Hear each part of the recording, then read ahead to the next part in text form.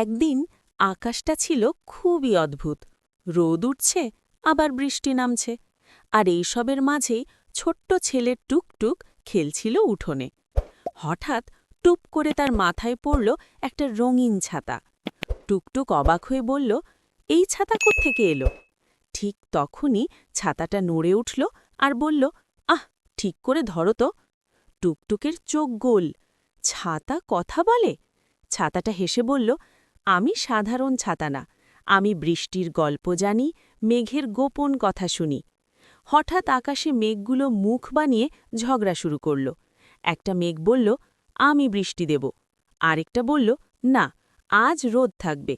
ছাতাটা বলল, টুকটুক চলো, আমাদের ওদের থামাতে হবে। ছাতা খুলতেই ফুস করে দুজনেই আকাশে উড়ে গেল। উপরে গিয়ে টুকটুক দেখল মেঘগুলো কার্টুনের মতো লাফাচ্ছে, বৃষ্টি ফোঁটাগুলো হাসছে, আর রোদটা লুকোচুরি খেলছে। টুকটুক বলল, ঝগড়া করো না, একসাথে খেলো। সে নাচ শুরু করল, ছাতাটা ঘুরতে লাগল, আর হঠাৎ রোদ আর বৃষ্টি একসাথে পড়ল। আকাশে বেরিয়ে এলো রামধনু, যার চোখ মুখ আছে আর সে হাসছে। মেঘগুলো লজ্জা পেয়ে বলল, আমরা বন্ধু। এক ঝাপটা হাওয়ায় টুকটুক আবার উঠোনে, হাতে শুধু সেই ছাতা, আর আকাশে হাসি খুশি রামধনু। ছাতাটা ফিসফিস করে বলল, যখনই আকাশ মন খারাপ করবে আমাকে খুলবে।